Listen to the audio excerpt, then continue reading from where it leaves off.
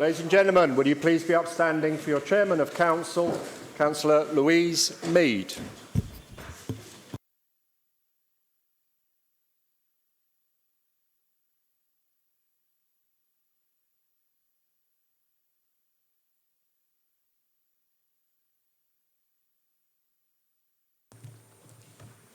Good evening, councillors. Please be seated.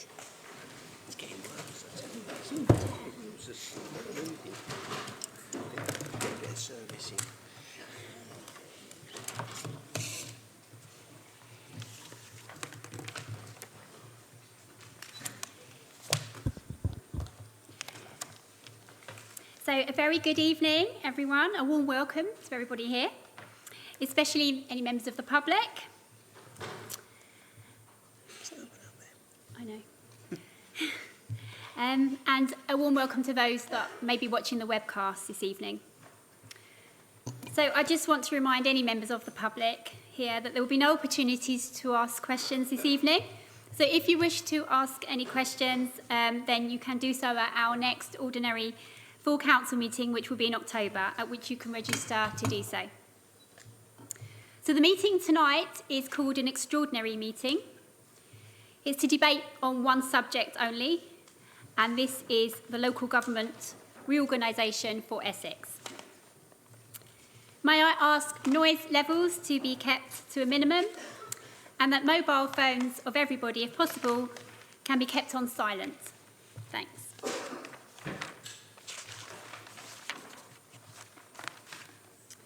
So, item 1 on our agenda is the webcasting introduction. So can I please ask Mr. Woodall to read the webcasting introduction? Thank you. Thank you, Chairman.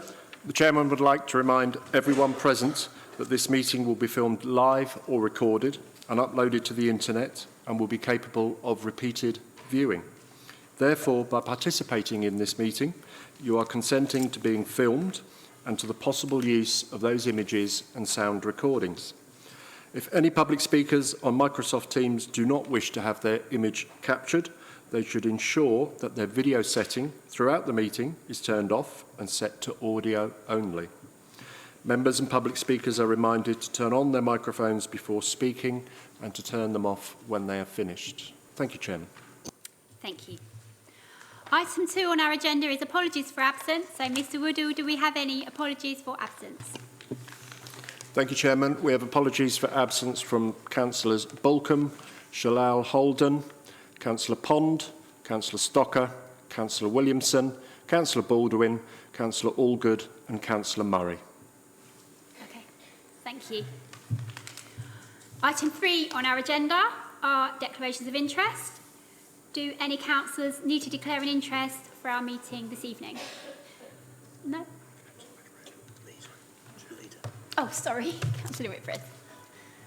Thank you, Chairman. Not a major declaration of interest, a non-pecuniary one, but I'm a dual-hatted councillor, so I also sit on Essex County Council, although that makes no difference to what we're deciding here this evening.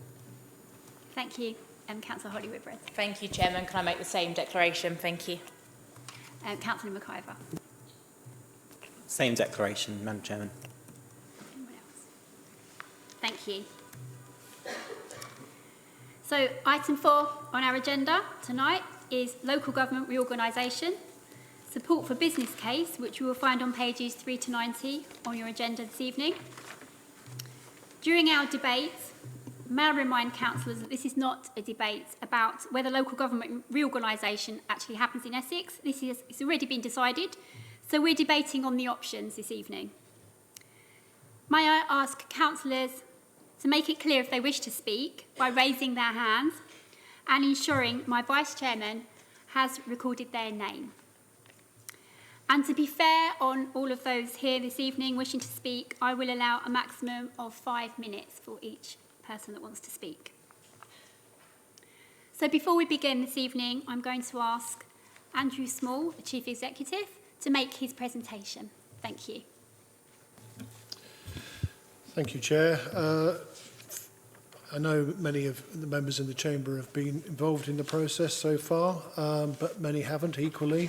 So the leader suggested, and with the Chairman's blessing, that I give a very quick précis of the key considerations that are facing members this evening in reaching a decision. So I must just share a presentation.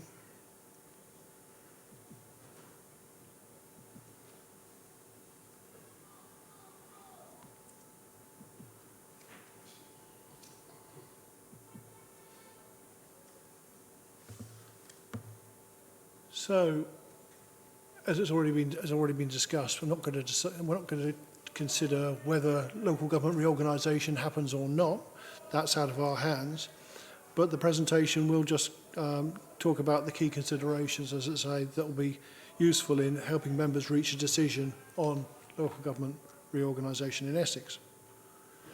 So the government's criteria for deciding, there are 6 key criteria that the government set out within its white paper last year.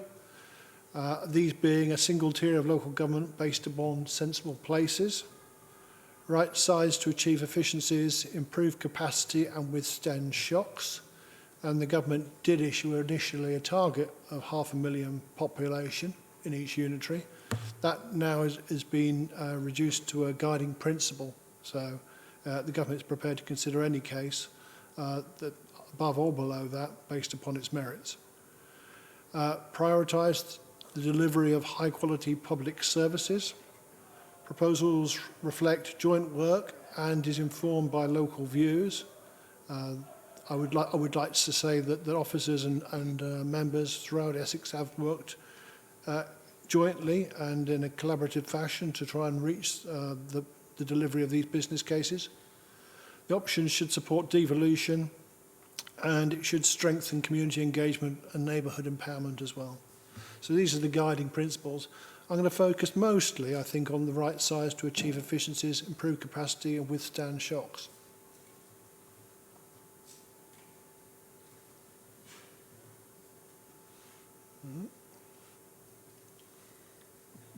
Excuse me. Oh, there we go. Thank you. So there are 4 models or 4 business cases that have been developed based around different interpretations of much of the same data. They are briefly set out in front of you there. There's a 3 unitary model option, which puts Epping with Harlow, Brentwood, Chelmsford and Malden. There is a 4 unitary model developed by Thurrock Council that groups Epping Forest together with Harlow, Brentwood and Thurrock. There is a 4 unitary model developed by Rochford District Council that is Harlow, Epping Forest and Uttlesford. And then there's a 5 unitary model that groups essentially Epping Forest with the same 2 councils that Rochford do. Populations in each of these models range from 3 unitaries to 600,000 to 730,000. Under the 4 unitary Thurrock model, it's from 420,000 to 550,000. From the Rochford model, it's from 326 to 641, so that's a difference of, well, the largest is twice the size of the smallest under that model. And then at the 5 unitary model, which has populations varying from 325,000 up to 510,000. So, in key consideration, I think, when you boil all of the arguments down, for most members will be representation of people versus the efficiency delivered by local government reorganisation. And I've put a simple graph, scissors of doom version, which demonstrates that the larger the council, then representation is probably generally lower because they're such a large organisation. But conversely, the efficiency of that council is likely to be larger because it doesn't have to duplicate its structures as much, as fewer officers, fewer systems and so on. At the other end of the scale, with your 5 unitaries as put forward, you have much greater representation because there are more councils which are arguably closer to the communities. But in creating each of those new unitaries, they all come at a cost. So not just in terms of the creation, but also staffing structures and systems and all of the duplication that happens across Essex from having more unitaries. So arguably, I would say somewhere in the middle, there's a sweet spot, but that's based upon or depends upon everybody's relative perspective on each of the factors that are in consideration. I talked about representation. So these are the revised councillor numbers that would relate to each of the models that have been put forward. So 3 unitary councils would have 285 councillors split across those 3 councillors, each representing 4,800 members of the electorate. The 4 unitary Thurrock model would have 280, so not dissimilar, and 4,900 members of electorate to each councillor. Rochford, 285, again similar to the previous 2 models. But the 5 unitary option has 434, proposes 434 councillors, each representing 3,224. I think this is relevant because I think some people associate more councils being close to the community because they've got more councillors. But there is a statistic that was asked in a parliamentary question earlier this year, and that is the average number of electorate per councillor in the existing unitary councils that exist up and down England, and that is 4,600. And so although in each of the business case options there is a proposed number of councillors for each of those new unitaries, the reality is the Boundary Commission, upon creation... I'm just going to ask you to stop for a moment whilst we... Sorry, councillors, I'm just going to pause for a moment whilst we find out what's going on out there.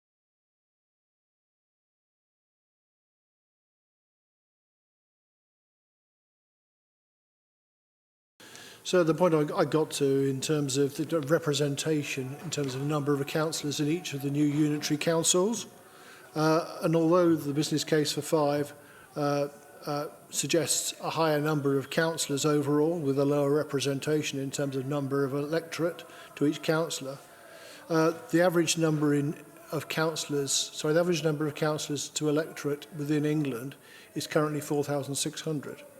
And as soon as the new unitaries go live, no matter what's within the business cases, the Boundary Commission for England will come in and do a review as one of its first exercises. And the Boundary Commission for England is currently determining electorate to councillor numbers of somewhere around 4,600, 4,800. Every council is different, but that's the average it's currently coming out at, and that's reflected within the national average for unitaries councillors to electorate. So the point being that even though the business case for 5 argues that it's closer to the community because it will have more councillors, I think very quickly after the council start up and the Boundary Commission come in and review that, we'll probably find the same number or the same ratio in the 5 unitary business case as we do in every other business case. So how do we deal with unitary councils which are much larger than today's councils by any measure? Even at the smallest unitary is 320,000, which is considerably larger, for example, than the current Epping footprint. I would just say, though, in comparison, of course, that the county council has a population of 1.5 million residents and manages that with 70 councillors. So it can be done. I mean, at some level, county council services will be delivered at a much more local level, whilst district council services will be delivered at a much larger level. But they're all still big. So how do we address that difference in terms of how do people get their voices heard? How do they feel that the council represents them? How do they access their services? And the government's preferred model is neighbourhood area committees. So these are, they will be, each unitary area will be divided into a number of neighbourhood area committees. Every resident will be in one of those neighbourhood area committees, and so that they will be much closer to the communities so people can associate with them. Neighbourhood area committees is the government's preferred solution and therefore features in all of the business cases that have been put forward. Each neighbourhood area committee will be populated by all of the elected members from within that area, and the chair of those committees will be one of those committee members. It is expected that the neighbourhood area committees will also be given a budget and responsibilities as well, so they'll have real power and real influence in being able to determine service delivery and policy to an extent within those areas. It's expected that police, health, fire and parishes will also be invitees to these neighbourhood area committees so that they are a much more representative group and a voice for the views of local people. They'll also have the ability to scrutinise services that are delivered in its area, so that all of, things like adult social care and children's services will also, they'll have to be able to express a view on those and feed those into the cabinet and full council at the new unitary.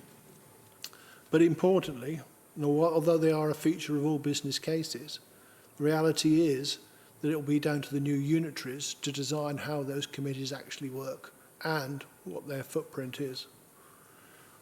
But it should address that difference between being really large councils and being, how they are able to interact with residents at a more local level. So savings and payback. There are a number of financial models that have been developed to try and work out the overall benefits of each of the business cases.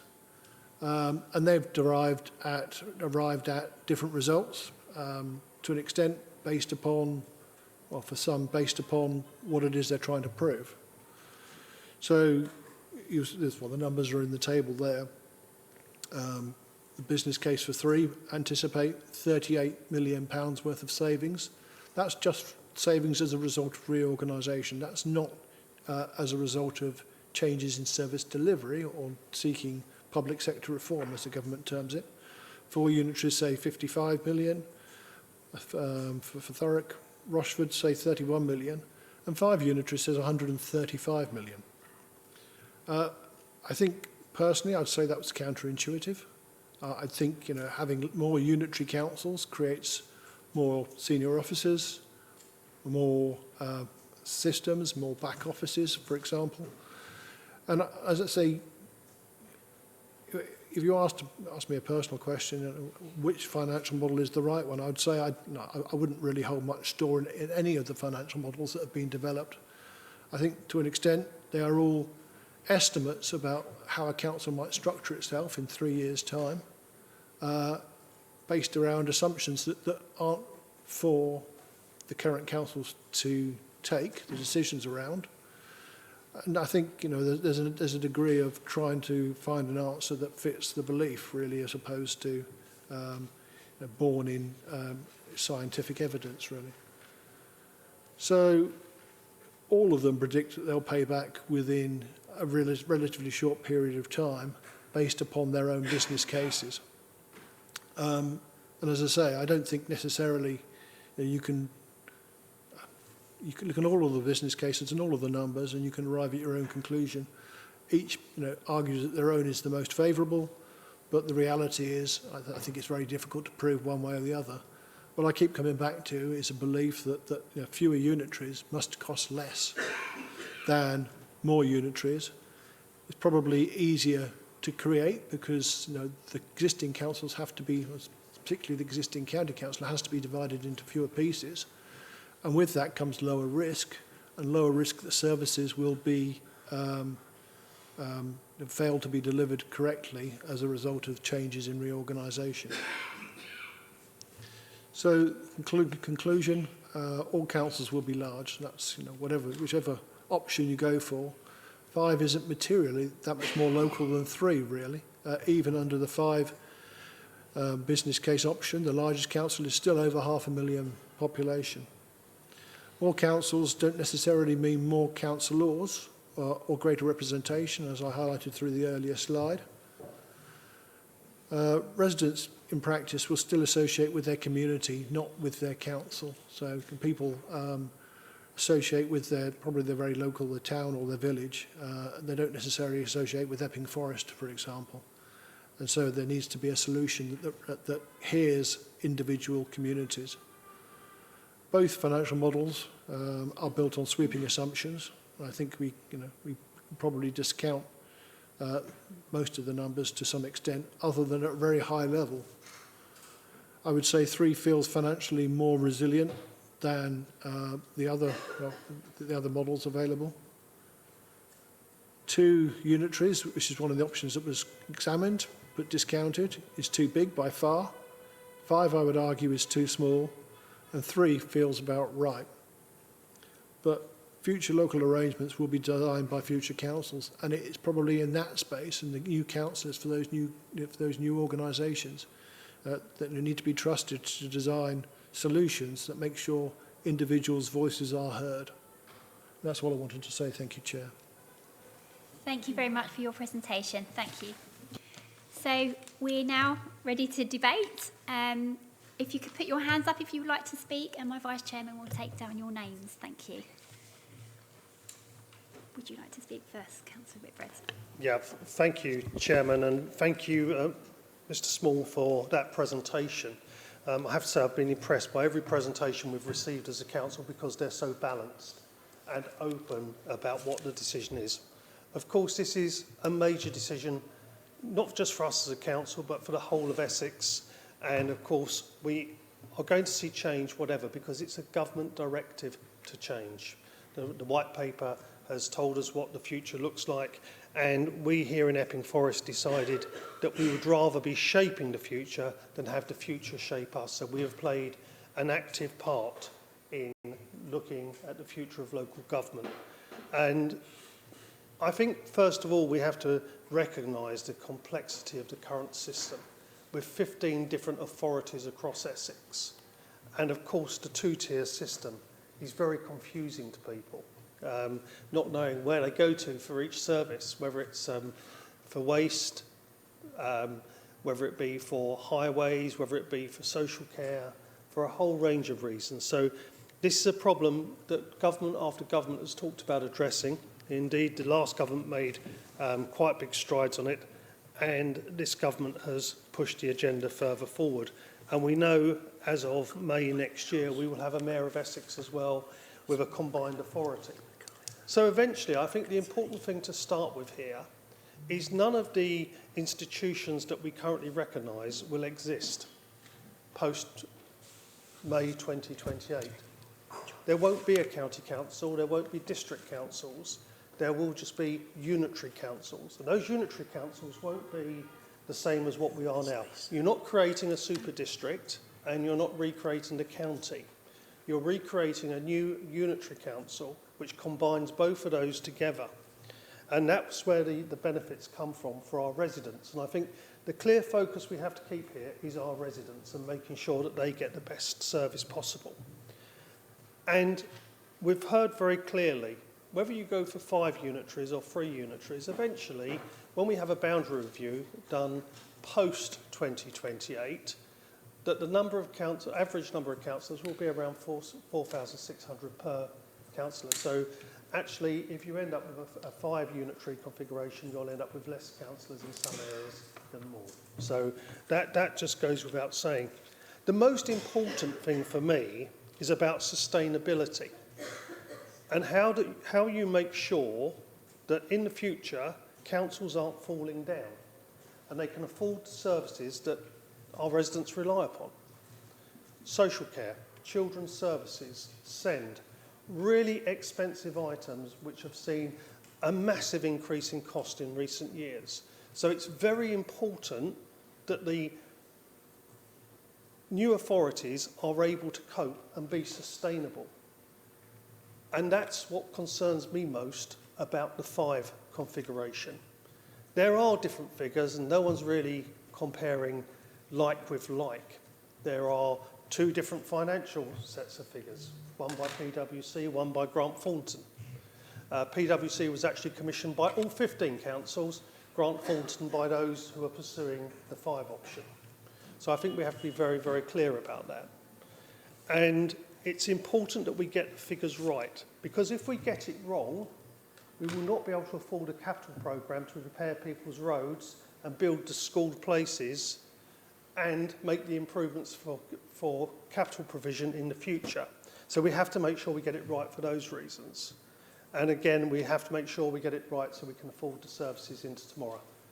The 5 configuration, to the best of the information that I've seen, and I've been evidence-driven throughout this whole process, the 5 configuration will lead to councils struggling. Indeed, I can't imagine Basildon and Thurrock together as a unitary authority. I can see that being fraught with difficulties because of the debt that already exists. And debt is an important factor to take into account. No council is debt-free, but some councils have more debt than others. Some of that debt is asset-based, some of it's not. So we have to make sure that when we put unitaries together, they are sustainable from that point of view, that their debt doesn't sink them on day one. And I believe if we look at the 5 arrangement, we could see at least 2 councils that start their life in a position where they would soon be in trouble financially. The 4 unitary is slightly better, options are slightly better than the 5 unitary, purely because there's fewer of them and therefore fewer set-up cost. I'm not sure I like the idea of Epping being with Thurrock, but you know, there we go. There's, it's there as an option for people to look at, and I'm not sure that the Rochford 4 is really a sensible 4. Seems to be based more around Rochford not being with Southend than anything else. And I think, as I've heard several times, the 3 option becomes the Goldilocks moment. It's not too big, not too small, very much the Goldilocks moment for local government, where they're big enough to be able to do all the things you want to do, cope with the debt, and make sure that you've got sustainable councils for the future. Councils that can invest in place, that can continue to deliver new school places that will be very much needed in the future. Continue to invest in roads. Continue to invest in the things that matter to our residents. So for me, I have eventually, after looking at all the evidence and in the round, on which I've been privileged to see on a regular basis, I have come to the point of recognising that 3 is the best way forward. It's the best way forward for our residents, businesses, and of course, the residents of tomorrow. Thank you, Chairman. Thank you. Councillor John Whitehouse, did you wish to speak? Thank you, Chairman. Yeah, this is yet another council debate where my sort of first reaction is I wouldn't start from here, but here we are. And forced by the government and the county council go through what I think is actually a flawed process on a timescale I wouldn't choose. But there's a lot at stake, and it's important we make a choice tonight.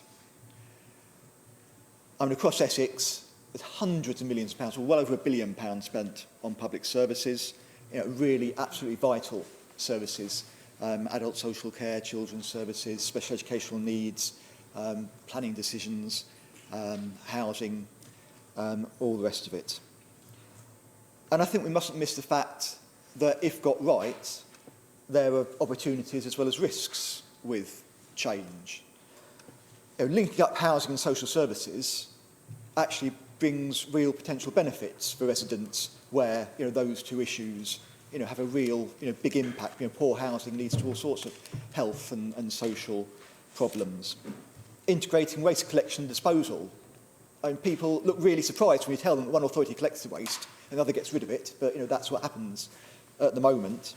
A closer relationship between highways and planning. How often have we sat in planning committees and suggested that would be a good idea? And perhaps a sort of more integrated approach to the built environment.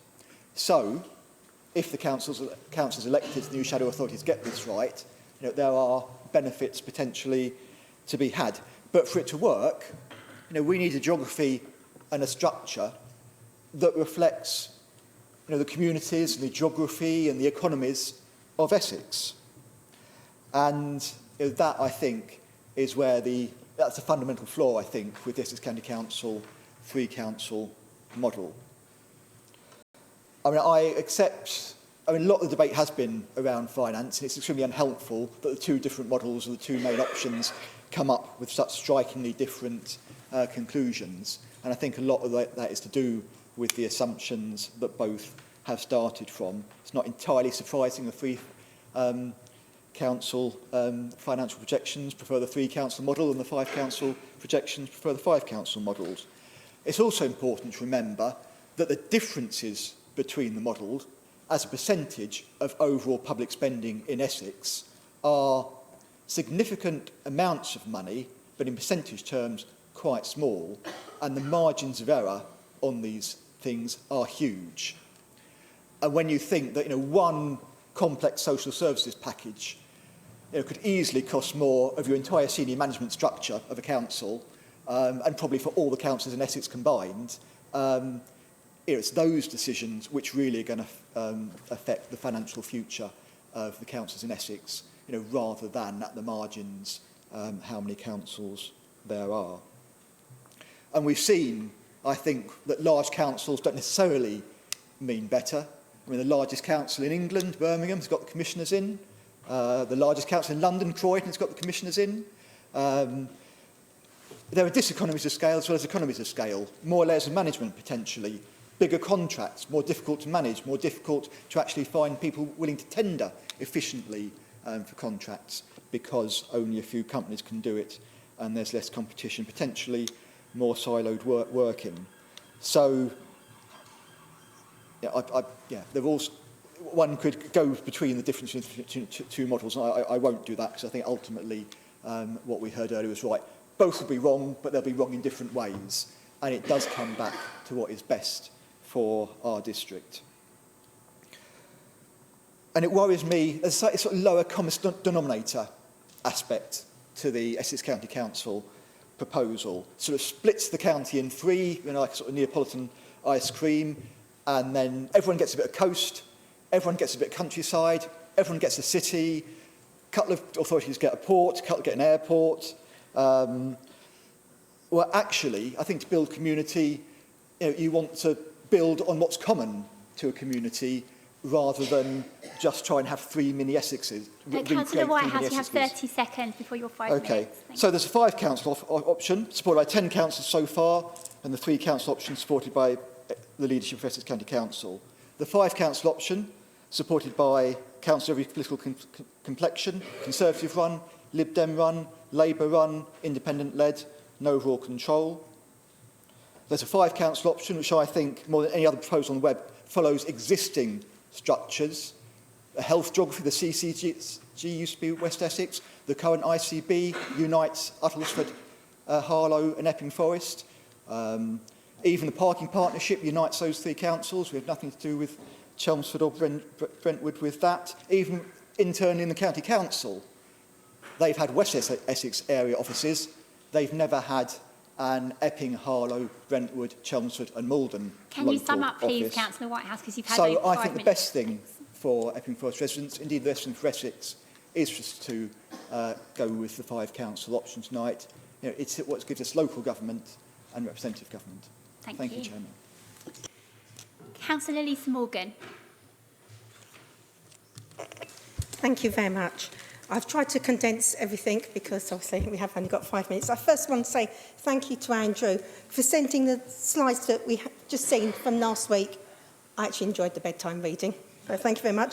And I appreciate that the leader of EFDC wanted two authority, and we mainly looked at the three authority last week. But after having spent 16 years analysing risk assessment and things in my previous career, and being involved previously in the Unitary Council, it's really been good to look at this proposal from another angle for me.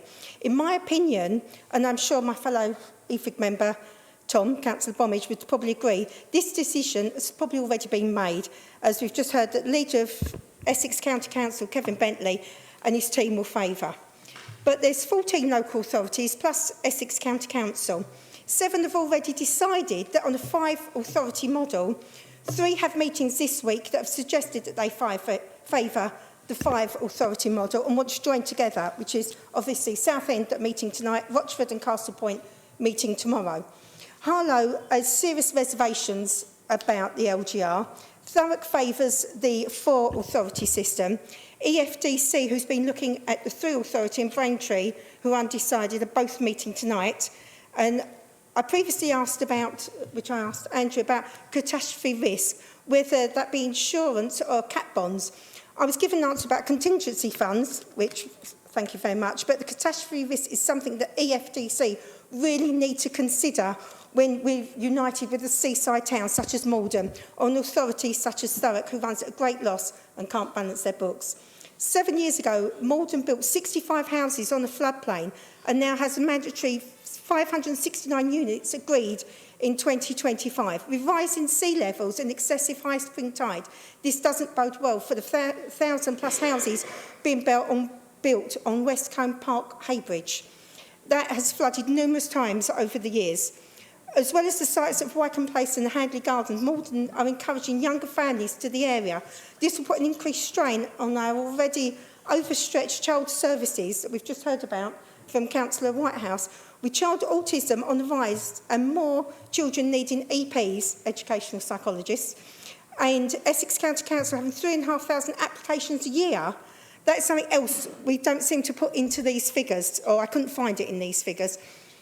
If we had a 5-tier system like the 71.4% of our other authorities want, we could link with Uttlesford Council, although they have had the Uttlesford Granter and it hasn't flooded since 2001. Essex County Council shows no historic data on flooding for this site, unlike Malden, which is a seaside town, and they have obviously used flood defences, but it's not necessarily working. As the leader of Uttlesford Council, Councillor Patrina Lee said in a statement this month, we've been working closely with councils across the county. That's why we've actively considered the 5 unitary model, which I believe is the strongest path. I personally believe that joining with Uttlesford and Harlow is a less vulnerable option for us and something that we should consider. We've spoken to residents from across the authority, Tom and I have spoken to them, and we're now voicing their opinions, although they would like more information and input as residents. It appears that the 3-tier, totally different algorithm was used. Why was a different methodology used for this data analysis compared to others? Councillor Whitbread has touched this on his opening remarks, including the debt risk. This would probably be looked at by the government and their debt reduced going into the new authority. 3 may be a Goldilocks moment, but upon reflection, is 3 really the best way forward, or should we be looking at a 5 authority like our counterparts in the area and our county? Thank you very much. Thank you, Councillor Morgan. Councillor Whitbread, would you like to respond to that? Yeah, thank you, Chairman. And Chairman, I won't go into detail on every member's views because that's their views. And they can develop their own views as they go, as long as they've looked at all the evidence in detail. What I would say members have to be aware of, each council can only put forward 1 scheme. They can only support either a 3, a 4 or a 5 option to put forward. No one has made a decision yet, and when this goes to government, when these plans are submitted on the 26th of September, government will decide, after doing a period of evaluation, as to which ones they want to go forward on. That evaluation will also include a consultation, but they will sift out those which are seen to be wrong. And what I would again remind about, with the 5 option, it does come down to whether or not they're viable. And that will be the same for the 3 option and the same for the 4 option. And currently the situation is there are some councils that haven't had their council meetings yet. At the end of the day, this is an executive decision, and what we're looking for is an indicative vote this evening, which we'll do at the end. So some councils have gone for the 5. My biggest concern about the 5, and I will say this, is that they built the narrative before they had the evidence. And that's what makes it deeply flawed. They built the evidence base to fit the narrative, not the other way around, which is why I was very clear from day one, I'd always look at the evidence first before making a decision.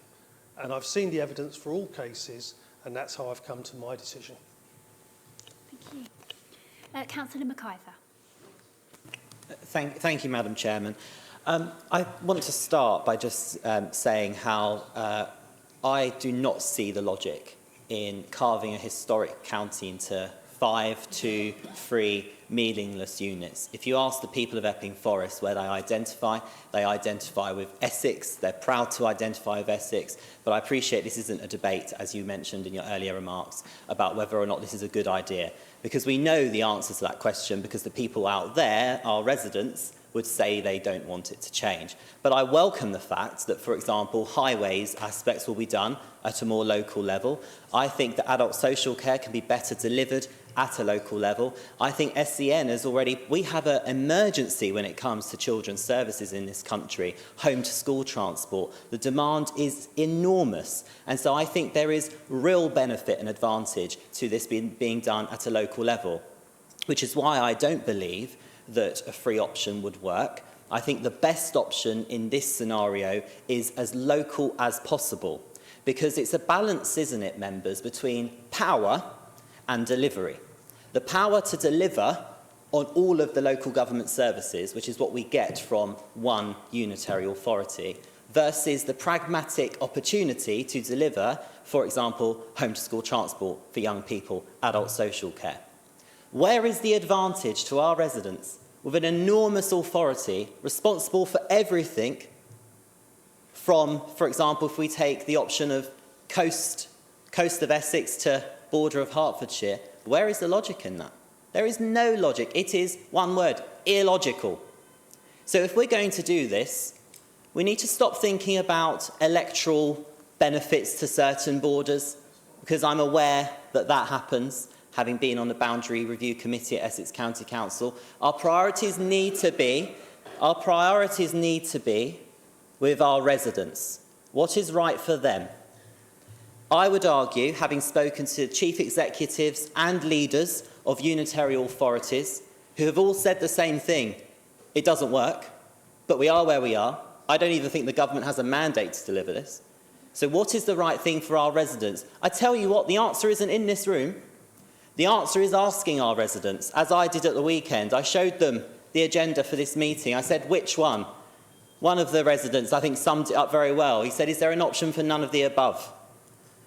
But based on the options we have, I feel we have to think about delivery of services at the most local level. How frustrating is it for us when we speak to Essex Highways and we give an RM postcode, such as Stafford Abbots, and they say, oh no, that's London, that's not even Essex. Because an officer can't possibly know every single part of Essex.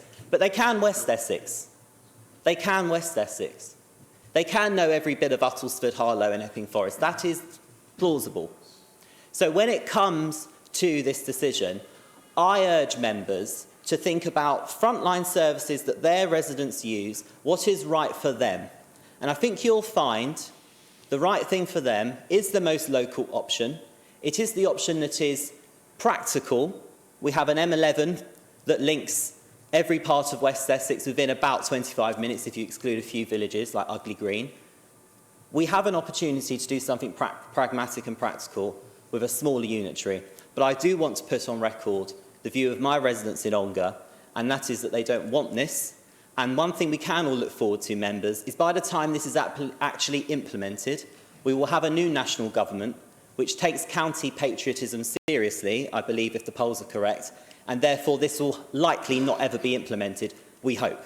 But for now, we have to think of our residents, and I would urge members to go with an option. I appreciate our vote is not binding, that is a shame, but I would appreciate us going for the most local option. Think of someone in your ward that you've helped. What do they want? What do they want from their council? They want services delivered on the front line really well.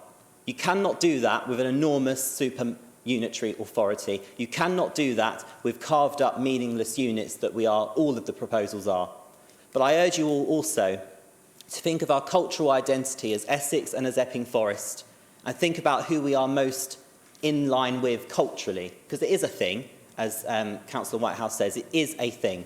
And I don't think anyone's cultural identity and community identity has been taken into consideration in all of this process, and that is a big criticism I have of the government. But I urge Epping Forest District Council to ask our residents, ask them what they want, as I did at the weekend, and they want a local council. And let's remember the key word, Madam Chairman, as I sum up. Key word, local government. Local government. This is local services delivered locally. Let's not make it an enormous unitary where nobody has any identity. Thank you, Madam Chairman. Thank you. Councillor Will Kaufman. No? No? No, okay. So, Councillor Mary Dadd, please. Thank you, Madam Chairman. I'm also an Ongar councillor, and I've had different feedback. However, what I wanted to say was the briefing that this council had last week was very informative, as has been all the documents sent out to us. My leaning is towards 3 unitary authorities for a number of reasons. One is to be able to deliver the social services more easily and efficiently. But I'm wondering whether we have to be with Malden, because our natural thing, and including in our local plan, we have, of course, got the London, Harlow, Stansted, Cambridge corridor, which is very strong in not only economic development, but also where our new town is. And it is a question really to the leader, if we decide to go with the 3 unitary, would we have to be with Malden? Because in my view, it makes more sense, as Councillor McIver talked about culturally, a lot of people link quite rightly with Uttlesford and Bishop Stortford, but also Brentwood, because a parliamentary constituency is Brentwood and Ongar after all. Thank you. Thank you. Councillor Holly Whitbread, did you want to speak? Thank you, Chairman. I don't know whether Councillor Chris Whitbread wants to come back to Mary Dadd's point. Oh, thank you, Chairman. I'll just come back very briefly, because Andrew had a very interesting slide when he gave the last presentation to the whole council. And it's the one that shows the overlay of debt onto the system. And the 3.4 going across to Malden is slightly better from a debt point of view, but there's nothing to stop us putting we're open to both. I'm open to a free option. That's what we're talking about this evening, is a free option. But there's no reason why we can't have a side note that says, we would like consideration given to 3.2. I have to say 3.4 is what's on the table at the present time. But when it comes down to it, place is place. Ongar will always be your home. Epping will always be someone else's home. Roydon will be someone else's home. Nasing will be someone else's home. It's the place where you live that counts most of all to you. And that doesn't go away. Who you pay your council tax bill to a degree, is an irrelevance. It's about the actual place. And I think one of the important things to build place, which is something that the government is very keen on, is these local committees. And it's how the new authorities build those into the future, because that's how you're going to represent place better, and that's an opportunity where you can bring more people on board to play an active role in community communications and cohesion in the future. Thank you, Councillor Whitbread. Councillor Holly Whitbread. Thank you, Chairman. I don't intend to speak for long this evening. I'm sure everyone will be pleased to know. But I think most people go into local government for the right reasons, and they do it for very local reasons. They do it because they care about the community which they're from. I've had the privilege of being a county councillor for the last 4 years and a district councillor for over 9 years now, and they both have their merits and their flaws. County council is a huge Titanic. It's incredibly slow to get anything done. You feel like screaming and shouting sometimes when the most simple thing, like filling a pothole, takes weeks, sometimes months. So, you know, it's a ridiculous system. And equally, district council, you feel like you can get some things done quickly, other things are too slow, but actually other things would work much better if there was more partnership and more joint up thinking. The thing that comes to my mind the most is my experience in both social care and housing.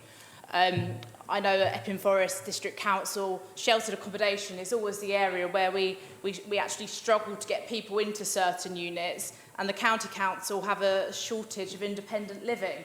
But we don't talk to each other, and there's always seemed to be a madness in the lack of communication, and actually unitaries do solve this. So I am pleased that we are working towards this unitary model. The last government were working towards it, and this government and Councillor McIver said they don't have a mandate. I agree with disagree with the majority of what this government stand for, but they do have a mandate. It was in their manifesto that they would work towards local government reform and unitarisation. So when I look at this, I'm thinking, what is the best for the people of Epping Forest? What will be the most financially sustainable, which means we can try and keep taxes down as low as possible? What will drive the best services? And what will mean that local people still have a voice? And for me, on balance, that is free. And I've listened to the voice, particularly of social care officers at Essex County Council, who say that 5 unitary authorities just doesn't work. It's too much cost, too much complication.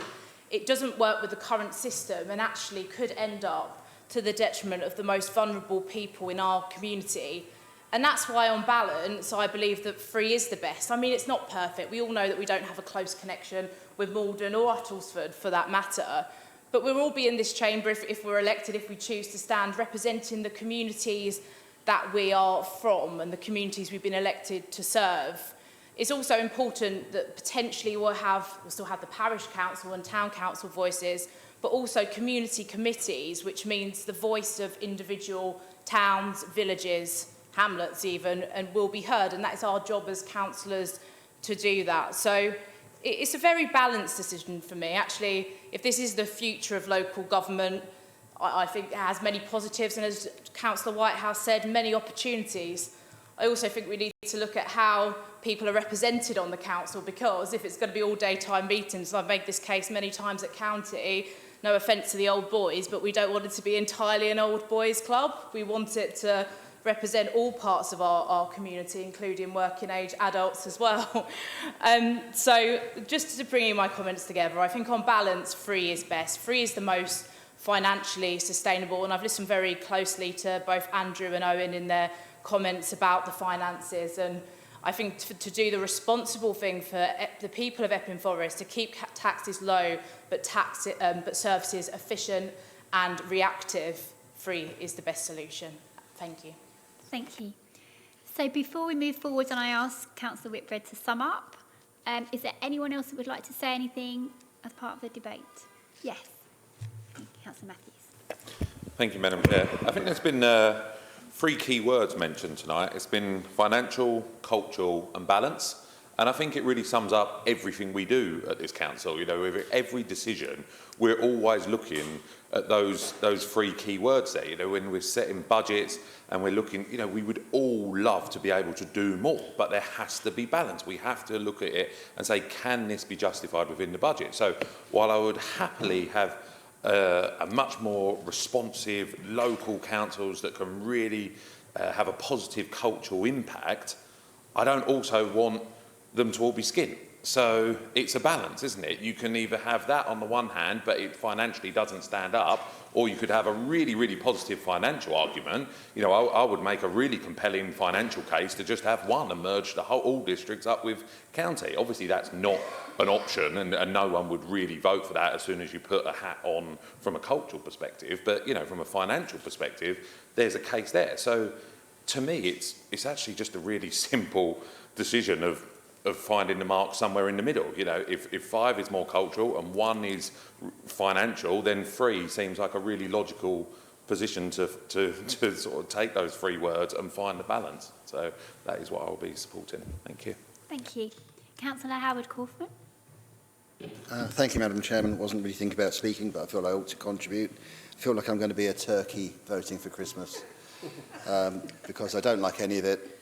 I know that's not up to debate. I see no connection between Epping Forest and Morden whatsoever. I can see a 414 link. We all love the 414, know where that stops. I can see the M11 link to Stansted and beyond. We all know that. That's our patch. We think that's our patch. And we are probably very similar with that, much closer to London. You can't get further from London in Essex pretty much than Morden. It's completely different to us, a different population density. I see no synergy whatsoever. So where does that go? You know, this is a decision for a wide group of people with different opinions. I'm not happy about it. What can I do? I don't accept the one councillor for 5,000 residents whatsoever, because that's going to knock out all day job working councillors who will not be able to do this job anymore. And that's completely anti-democratic. So there are councillors here who do a really good job, who love their job, who are going to be compulsorily retired because they cannot cope with 5,000 disparate members. So this is a ridiculous thing that we're having to deal with. I understand the economies of scale. I'm not saying we can do anything about it. I don't think the government particularly got it right. I don't think the last government got it right. It's a very difficult thing. But the linkage with Morden seems strange. I don't understand, like Councillor Chris Whitbread, that does the numbers with Uttlesford. What's the problem with Uttlesford? Why don't we sit well with them? I don't get it. They are our neighbours. There may be something that I'm not aware of. So I'm going to be a turkey and I will vote for Christmas. Thank you, Councillor Kaufman. Is there, before I ask the leader to talk again, is there, if he wants to, is there anybody else? Yes, Councillor Brooks. It's more a question, really, perhaps, to pose and a small comment. I find myself torn between what's best for Epping Forest and what's best on the numbers and the pounds and pennies. Because one thing I would like, actually, Councillor Whitbread, because I'm aware you know much more, and I did find the briefing we had a couple of weeks ago extremely helpful, particularly when we looked at the debt and also hampering certain new authorities with more deprivation, tendering, for instance, the highest number of people on benefits in the council, Colchester, a lot of poverty, and this option that we're looking at, preference tonight, the blue strip, looks okay for us, but I'm not quite sure about the other two either side. And I do feel what I'd like, Councillor Whitbread, because I know you know much more than me, is just to counteract some of the persuasive arguments of Councillor McIver for that strip down the M11, please. Councillor Whitbread, can I just ask you just stop one moment? I just want to check there's nobody else that wants to speak, and then you can sort of sum up. Is there anyone else? Yes, Councillor Nweke. Thank you, Madam Chair.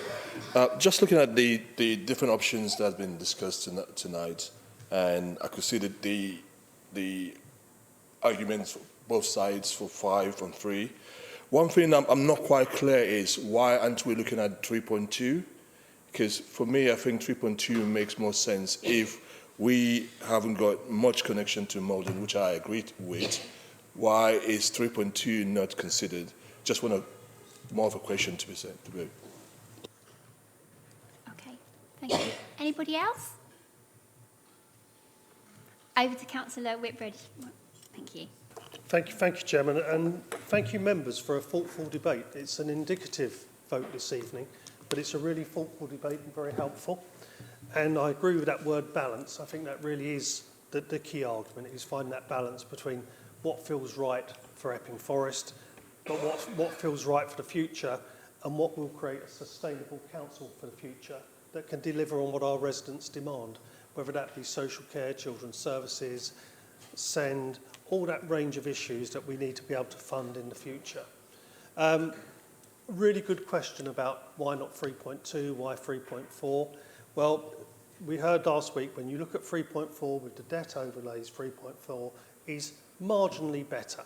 But as Councillor Dadd said during her offer this evening, you know, why can't we put a note in saying we'd like 3.2 to be considered as well?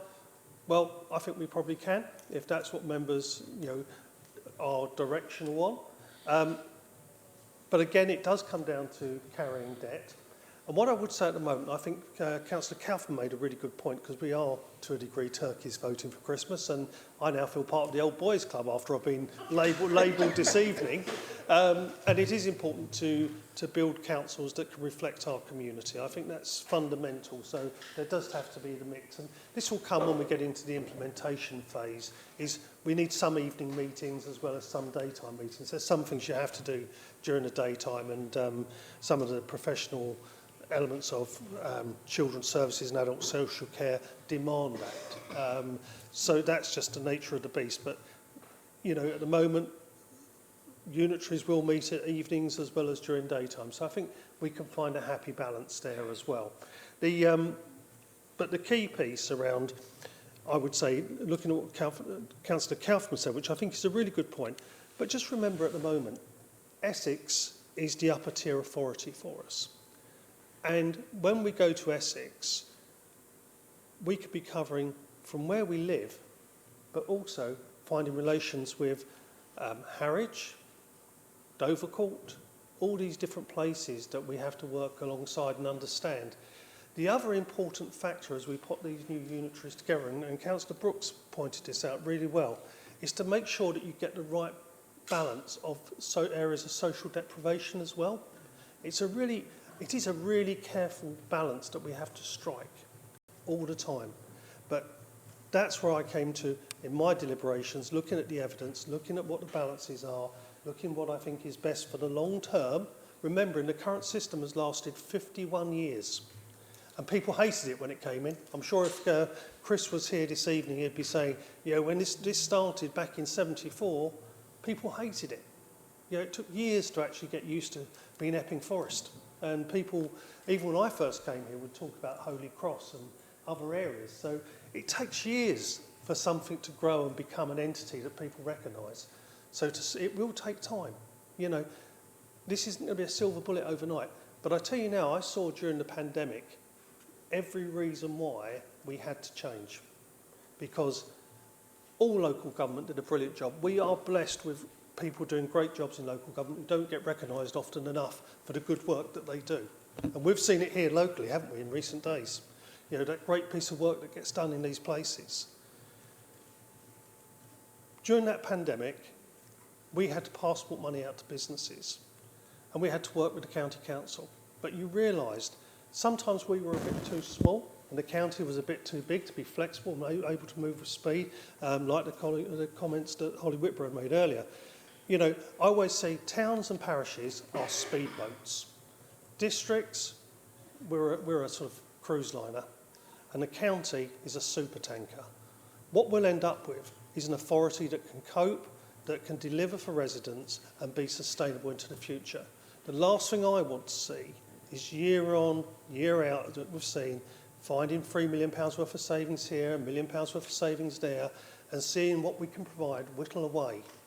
I want to see local government at its best, and that will be done through unitarisation. And I do believe the best way forward is for free.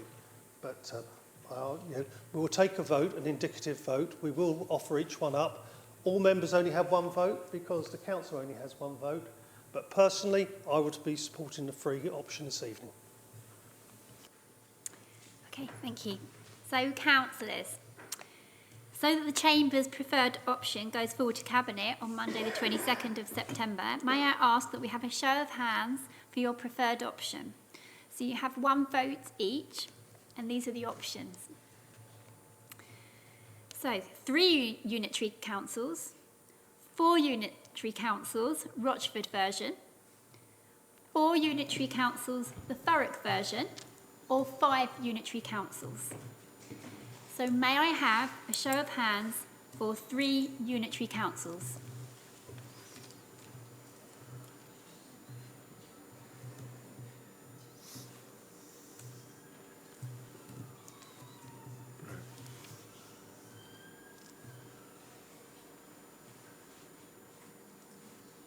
Is that hand up, Councillor Pugsley?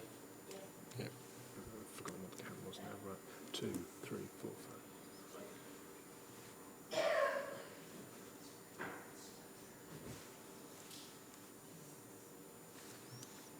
29, Chairman. Thank you. Can we have a show of hands for 4 unitary councils, the Rochford version? None, Chairman. Can we have a show of hands for 4 unitary councils, the Thurrock version? None, Chairman. And finally, a show of hands for 5 unitary councils.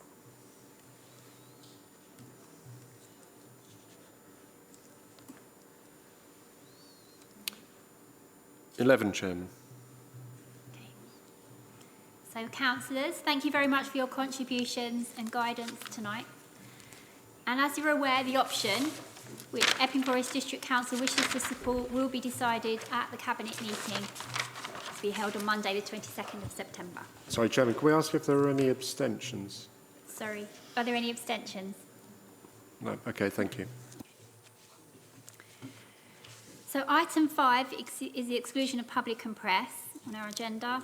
As there are no items for consideration at the exclusion of the public and press, I'd like to take this opportunity to wish you all a very safe journey home, and I declare that the meeting is closed. Right, can we just hold on one moment before everyone starts packing up? If I could just finish the meeting properly, you can all listen. So we're now closing the meeting at 8:13 p.m. and I would like you to just hold on for a moment longer once the webcast is turned off. Thank you.